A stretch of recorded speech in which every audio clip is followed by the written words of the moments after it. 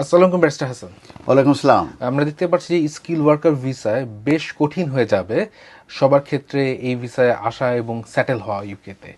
সেই ক্ষেত্রে আমরা বেশ কিছু ফোন কল পাচ্ছি যেখানে সবাই জিজ্ঞেস করতে যাচ্ছে যে ইনভেস্টর ভিসায় কি সম্ভব কিনা ইউকেতে সেটেল হওয়া বা এই ভিসায় সুইচ করা। সেই ক্ষেত্রে আমাদের প্রশ্ন হচ্ছে ইনভেস্টর ভিসা কি এবং কারা এই ভিসার জন্য এলিজিবল হবে। টিয়ার ওয়ান ইনভেস্টর ভিসা এটা মূলত ডিজাইন করা হয়েছিল ফর হাই নেট ওয়ার্থ ইন্ডিভিজুয়ালদের জন্যে, তার মানে যারা হাই প্রোফাইলে যেসব ইন্ডিভিজুয়াল আছে তাদের জন্যে, যারা ইউকেতে ইনভেস্ট করতে চায় এবং ইউকেতে এসে সেটেল হতে চায়, এটা মূলত তাদের জন্য ডিজাইন করা হয়েছিল। এই রুলটা যখন ইন্ট্রোডিউস করা হয় তখন অ্যাপ্লিকেন্টদেরকে ইনভেস্ট করা লাগতো a minimum of £2 million in the UK companies or government bonds, এবং এই রুটটা কিন্তু ক্লোজড হয়ে গেছে নিউ এন্টারদের ক্ষেত্রে অন 17 ফেব্রুয়ারি 2022 থেকে, মানে 17 ফেব্রুয়ারি 2022 এর পরে নিউ অ্যাপ্লিকেন্টদের জন্য নতুন করে অ্যাপ্লিকেশন করার সুযোগ আর নেই, এটা টোটালি ক্লোজ করে দেওয়া হয়েছে।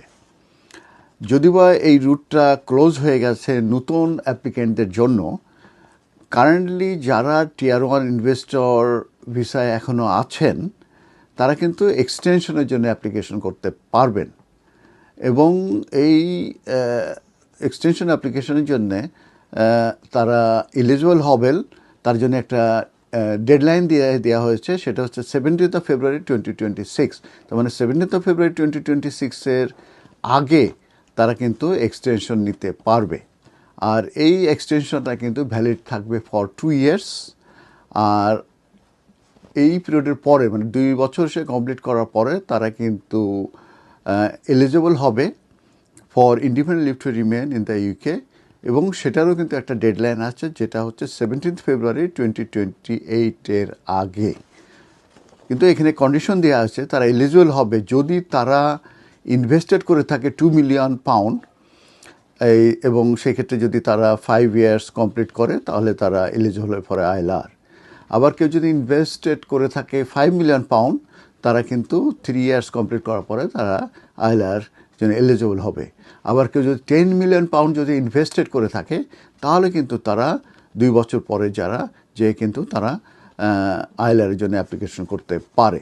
তবে যারা 6 নভেম্বর 2014-এর আগে যারা মূলত অ্যাপ্লাই করেছিল এবং যারা সাকসেসফুল হয়েছিল তাদের জন্য এলিজিবিলিটি কিন্তু এক ধরনের।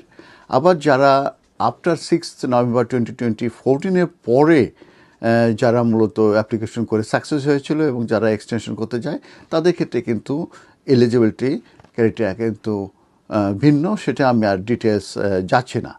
তো এখন কি ডকুমেন্ট মূলত তাদের প্রয়োজন রয়ে গেছে যখন তারা এই টিয়ার ওয়ান ইনভেস্টর ভিসায় এক্সটেনশনের জন্য অ্যাপ্লিকেশন করবে।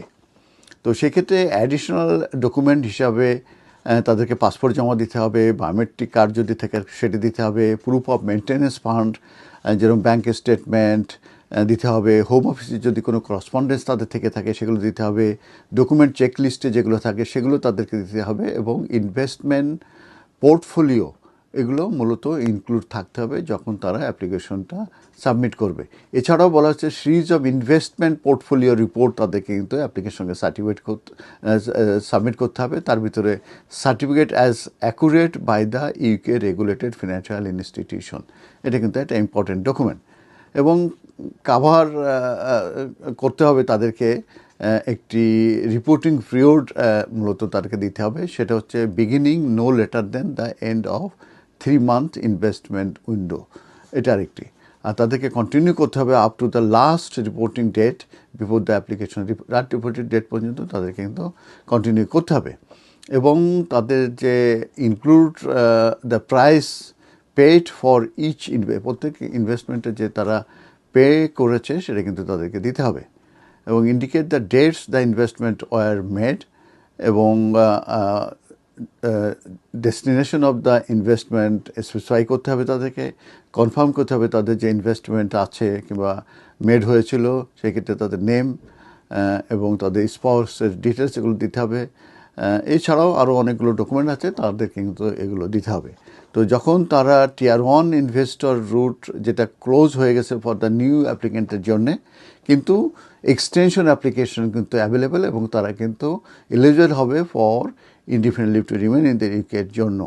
এবং আমি যেটা বলেছি, এই এক্সটেনশন অ্যাপ্লিকেশনের একটা ডেডলাইন আছে, সেটা হচ্ছে বিফোর 17th February 2026-এ তারা অ্যাপ্লিকেশন করার পরে যখন তারা সাকসেস হবে, তাদেরকে 2 বছরের জন্য তাদের ভিসা দেওয়া হবে, লিভ টু রিমেইন দেওয়া হবে, এবং পরবর্তীতে তারা বিফোর 17th February 2020-র আগে তারা কিন্তু এলিজিবল হবে to make an application for indefinite leave to remain in the UK. আমি কনক্লুশন বলি, এই যে টিয়ার 1 ইনভেস্টর ভিসা এক্সটেনশন নিয়ে আমি আলোচনা করলাম, যেটা কিন্তু অলরেডি ক্লোজড হয়ে গেছে ফর নিউ অ্যাপ্লিকেন্টের জন্য, সেটা হচ্ছে 17th February 2022-তে। এখন আমি যেটা আলোচনা করলাম তাদের এক্সটেনশনের জন্য তাদের রিকোয়ারমেন্টস এবং ডেডলাইনগুলো নিয়ে এবং ডকুমেন্ট নিয়ে। ধন্যবাদ।